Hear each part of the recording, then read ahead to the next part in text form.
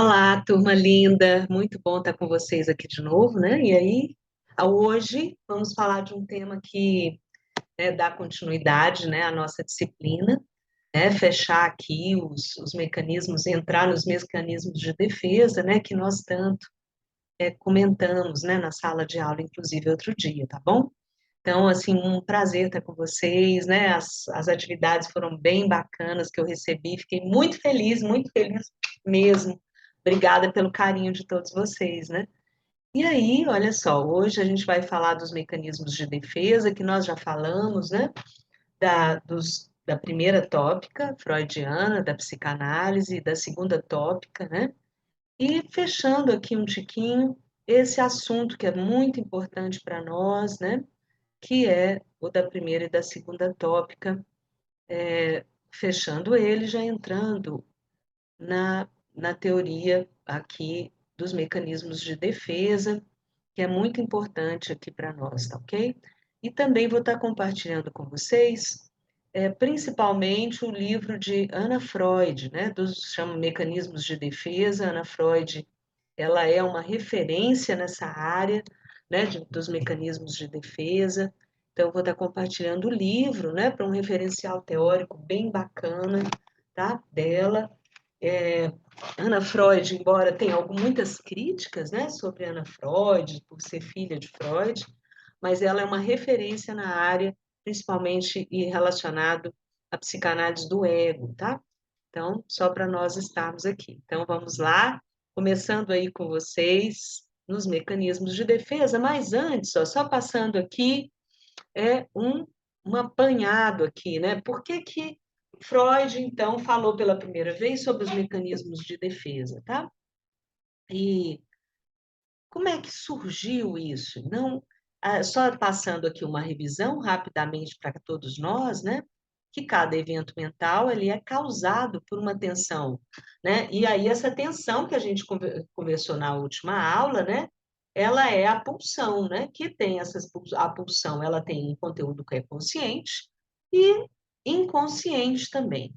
Então, essa questão, né, a gente já conversou da primeira tópica, que é o consciente, o pré-consciente e o inconsciente, que é a teoria, né, principalmente a topográfica, né, a primeira tópica de Freud, que nós já havíamos relatado para vocês. A segunda tópica, só para a gente fazer uma revisão, o id, o ego e o superego, que eles se relacionam na tentativa de um equilíbrio, aumentando o prazer, diminuindo o prazer, e o ego sempre no meio, né? Nessa tensão aí, sempre tentando negociar com o id, tentando negociar com o ego as suas demandas, né? Nessa tentativa de equilíbrio do ego, né? Ele gera muita ansiedade, concordam? Olha só, se eu tenho o tempo todo, eu estou tendo que negociar, né? E o ego está lá, está em conflito. Então, ele vai gerar situações que vai gerar muita ansiedade, que é o que a gente vive, né, no cotidiano, cada um de nós. Então, por exemplo, a gente vai ter que situações, né, alguns exemplos de situações que gera, né, nessa tentativa de equilíbrio, gera ansiedade. Por exemplo, a perda de um objeto desejado, por exemplo, né, como uma criança privada de um dos pais, de um amigo íntimo, de um animal de estimação. Eu posso criar uma ansiedade muito grande, né? A perda de um amor, né? Eu ser rejeitado, ou um fracasso em reconquistar esse amor, por exemplo, ou a desaprovação de alguém que lhe importa muito, né? A gente também gera muita ansiedade por essas questões, né? Então, ó, alguns fatores aqui, lembrando, que geram ansiedade, né, na gente. A perda de uma identidade, né? É o caso, por exemplo, que eu trago aqui para vocês, que é o que Freud, que a gente vai estar estudando no complexo de Édipo, que chama o medo da castração, que é da perda de prestígio, de ser ridicularizado em público. A gente gera muita ansiedade, né? Nesses momentos, por exemplo, de exposição, quando a gente, de repente, aqui eu proponho para vocês os seminários, aí muita gente fala, ah, eu tenho muita ansiedade, né, de apresentar os seminários, né, de ser ridicularizado, né, de ser avaliado nesse sentido, né? Então gera bastante ansiedade, né? Uma perda de autoestima, por exemplo, como uma desaprovação do superego por atos ou intenções que vão resultar, por exemplo, uma culpa, um ódio em relação a si mesmo, né? Eu vou me reprovar, assim, eu vou me sentir, né, que eu não estou sendo aprovado tanto pelo outro, mas quanto por mim mesmo, ok? Então, gera ansiedade também.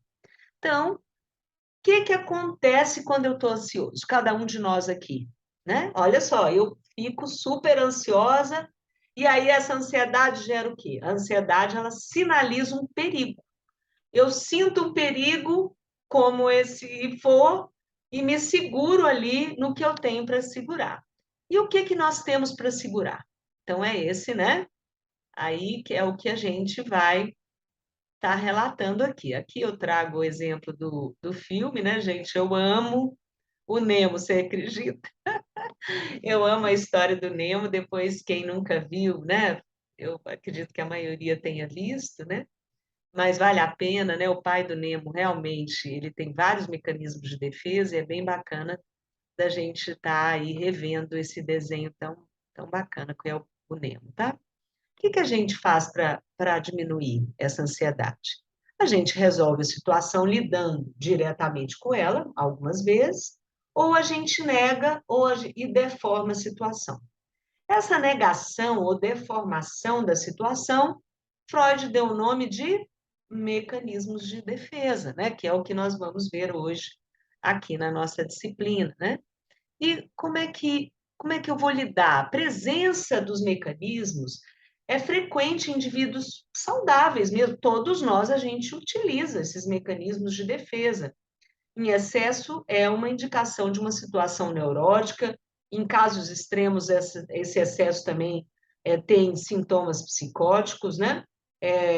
Como um excesso nos mecanismos que a gente vai estudar aqui de projeção, de negação da realidade, de clivagem do ego, tá? Então, eles também representam uma forma de adaptação. Os mecanismos, eles constituem, então, uma operação de proteção do ego, para segurar a nossa própria segurança do ego, né? Então, não é que é negativo a gente ter mecanismos de defesa, todos nós nos utilizamos o tempo todo, a gente está exposto socialmente, a gente está lidando aqui com pessoas no nosso grupo, né, de convivência, na nossa sala de aula, no nosso trabalho, né, em vários momentos, e a gente então tem que estar se adaptando, né? Permite que alguns conteúdos inconscientes eles chegam na consciência, só que de forma disfarçada, camuflada. Como é que então os mecanismos de defesa ele vem com essa questão, né? Nenhum indivíduo, naturalmente, ele faz uso de todos os mecanismos de defesa, tá? Cada pessoa vai utilizar uma seleção de mecanismos de defesa, né? Que estes se fixam em seu ego. Então, tornam-se modalidades regulares de reação do seu caráter, e aí elas são repetidas por toda a vida. Então, o meu sistema, ele vai eleger, né, um quantitativo de mecanismos de defesa que é diferente de fulano, de ciclano, não são todos iguais, né? Só que o meu, eu elegi, ele vai ocorrer de forma semelhante durante toda a minha vida, de acordo com a teoria psicanalítica, né? Então, quais são os principais, tá? Eu vou estar compartilhando com vocês o livro da Ana Freud, também na plataforma, mas vou estar aqui relatando os principais mecanismos de defesa para dar um norte para a gente, né, do que se trata, tá? Então, a repressão, né, que é o principal mecanismo de defesa, né? E ele vai estar, o que é a repressão, né? Que nós já falamos, né, no filme, quando eu retiro das ideias, dos afetos, os desejos perturbadores da consciência. Eu pressiono ele para o meu inconsciente, não é? Eu vou reprimir. E então, por que ele é considerado por Freud o mecanismo de defesa básico? Porque muitas das vezes eu primeiro vou usar a repressão, eu vou retirar das ideias e dos afetos esses desejos perturbadores. Posteriormente, eu posso me utilizar de outros mecanismos de defesa. Então, ele é um mecanismo básico, inicial, é a repressão, tá? Formação reativa é a fixação de uma ideia, de um afeto, ou de um desejo da consciência opostos ao impulso inconsciente temido, né? Trata-se de uma inversão clara, em geral inconsciente, do seu verdadeiro desejo. É aquilo que eu, às vezes, eu rejeito, eu abomino no outro, né? Mas, na verdade, eu tenho em mim. Então, às vezes, eu crio assim, uma implicância tão grande que começa a me atrapalhar, por exemplo, no trabalho, né? Ah, aquela pessoa, ela é muito ela me incomoda de alguma forma, né? Então eu estou invertendo, né? Ou, né? Essa formação reativa, eu desejo aquele esquema. Eu vou estar trazendo mais exemplos para vocês, né? Para nós estarmos melhorando essas questões, tá bom? Uma outra questão é a projeção. Eu atribuo sentimentos, então eu projeto no outro, né, impulsos inaceitáveis para si, a outra pessoa. Então eu projeto no outro coisas, posso projetar coisas positivas ou coisas negativas que tem, né, que são minhas, né? Então eu atribuo sentimentos ou impulsos inaceitáveis. Eu projeto no outro esses meus impulsos por vezes, né? Então, eu projeto no outro. Eu falo, meu chefe, ele é muito agressivo, mas eu posso estar projetando a minha própria agressividade, né? E aí eu faço esse tipo de projeção por muitas vezes. A regressão é o retorno a essas formas de gratificação de fases anteriores. Então, é um mecanismo de defesa que normalmente eu me sinto desamparado, né? E como nós vamos entrar agora nas fases psicossexuais no próximo vídeo, então são fases, né, que a gente vai estar vendo. Então, como o Freud ele fez uma teoria da personalidade, né, que chama teoria da personalidade né, psicossexual. Então, em determinadas fases que segue, né, uma linha, né, uma fase determinada, né, nós, normalmente, o que a gente faz para se proteger? Se eu estou nessa fase aqui, eu, de repente, por exemplo, começo a ficar muito insegura e, não, por essa insegurança, eu gratifico com uma fase anterior, por exemplo, uma fase oral. Eu posso, de repente, comprar um pote de sorvete e comer um pote de sorvete inteiro.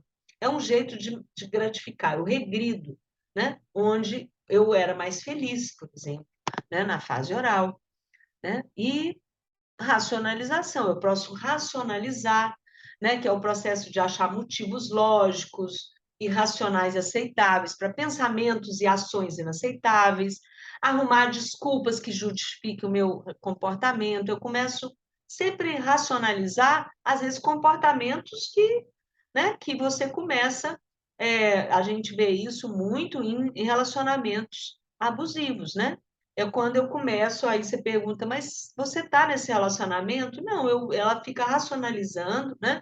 Ah, não, mas ele me ama, ele me trata bem quando ele está sóbrio, né? A gente vê muito isso em relacionamentos abusivos, essa racionalização para achar um motivo lógico, né? Irracional, né? Mas para ações inaceitáveis, arrumar uma desculpa que justifique, né, aquele comportamento, às vezes né, no caso eu estou dando aqui um exemplo bastante comum aí nos relacionamentos abusivos, né? A negação, que é o mecanismo de defesa mais primitivo, né, que a gente vê muito nas crianças. Quando a criança vai lá, derruba todo o leite da mamadeira lá no chão, e você pergunta, mas quem fez isso? Ela fala, não fui eu, né? E aí essa negação vai também, né, tá perdurando nos outros conteúdos, que é recusar-se a reconhecer a existência de uma situação real, os sentimentos associados a ela. Então, eu nego, né? Ou então aquela pessoa que você já deve ter vivido, eu estou aqui na psicoterapia, mas eu não preciso, né? Vai ocorrer também nos consultórios de vocês, né? É a negação. O deslocamento, que é a transferência de sentimento de um alvo para outro, que é considerado menos ameaçador ou neutro, né? Eu redireciono um pulso para um alvo substituto, né? Então, por vezes, eu transfiro um sentimento, né, de afeto para um outro alvo, para um outro objeto, né, que eu acho menos ameaçador, né, do que, por exemplo, uma relação que me faça sofrer, embora eu goste muito, mas eu desloco. né? Esse é um mecanismo também que a gente utiliza bastante. A identificação, que é esse processo psíquico, né? Onde a gente assimila um aspecto, uma característica de um outro, e a gente se transforma total ou parcialmente, apresentando conforme esse modelo. Eu me identifico, às vezes, com uma pessoa, né? E eu, de repente, essa personalidade, ela vai criando uma identificação com aquele, né? E aí a gente tem que ver. Ele tem um tanto aí que é bacana eu me identificar, como eu quero ser uma excelente cozinheira, então eu me identifico às vezes com uma cozinheira, né, que eu conheço, e me identifico com ela, e imito, e sigo ela no Instagram, e copio as receitas. Outra coisa, eu de repente, né, quando entra para o lado mais psicótico, é quando eu, de repente, começo a querer ser ela. Aí é diferente, tá? Então, eu tenho as identificações, a gente identifica a todo momento, até para a gente estar crescendo, né? Para a gente estar tendo referenciais, né? Introjeção é integrar essas crenças e os valores como se fossem nossos, a estrutura do próprio ego, né? Então, por exemplo, vocês já devem ter vivenciado isso ou visto, né? Eu vi outro dia uma criança que falou: não, mas eu sou muito burra. Eu olhei, me assustou, né? Uma criança de 8 anos, né? Chegar para mim e falar que ela é burra. Eu falei: como? Né? Como é que uma criança ela chega a essa conclusão? Porque ela, por muitas vezes, ouviu alguém falar, né? Então, ela vai introjetar que ela é burra. E essa é uma questão que a gente vai encontrar muito no consultório e em outras questões, né? É, é, encontrar pessoas que introjetaram muitas vezes por ouvir várias vezes, por exemplo, que é má ou que é incompetente, né?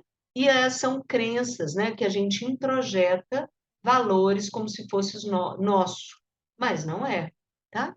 Então a gente vai também vivenciar muito esse mecanismo.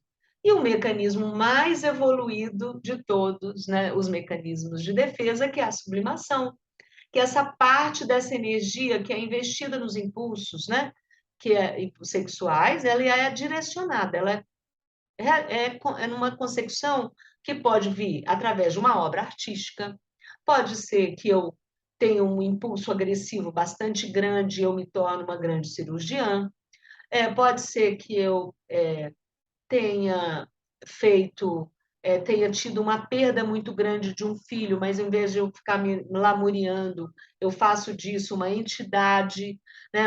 Eu faço uma escola para estar agregando crianças, por exemplo, drogadas, né? Eu perdi um filho para as drogas, mas eu faço disso, eu sublimo e faço disso uma realização socialmente aceitável, né? Então é o mecanismo mais maduro.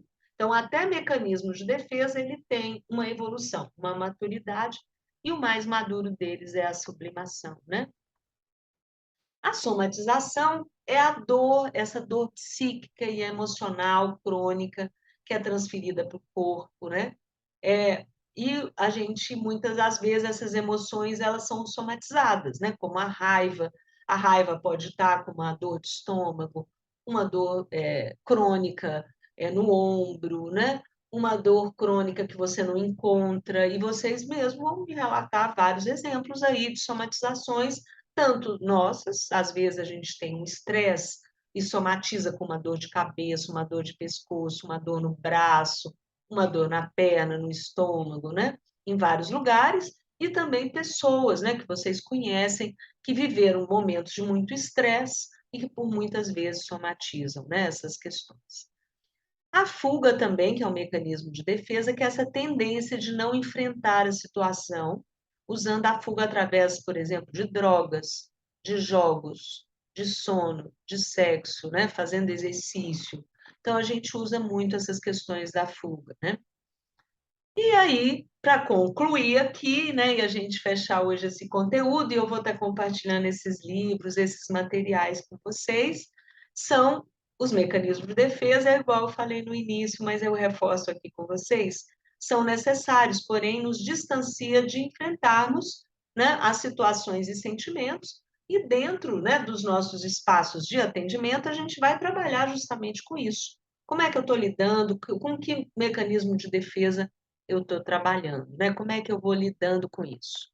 Ele tem um lado bom, que ele vai afastar a gente dessa ameaça do ego, né? É um jeito da gente lidar com as situações ansiógenas. Por outro, ele pode virar um padrão de comportamento, né?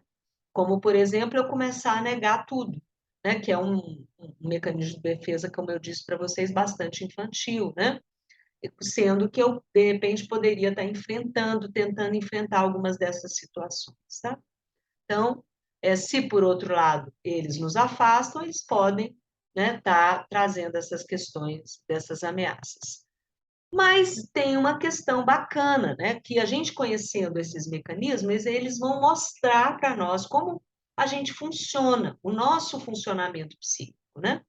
Pois são necessários esses mecanismos, né, para a gente lidar com essas ameaças. Então, assumir nossa fragilidade é um dos atos de maturidade psíquica. O que é assumir? Assumir os nossos próprios mecanismos de defesa. Como é que eu lido com eles, né? Como é que a gente vai enfrentar tudo isso?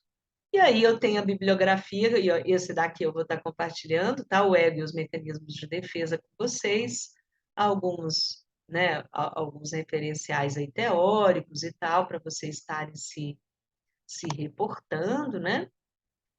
E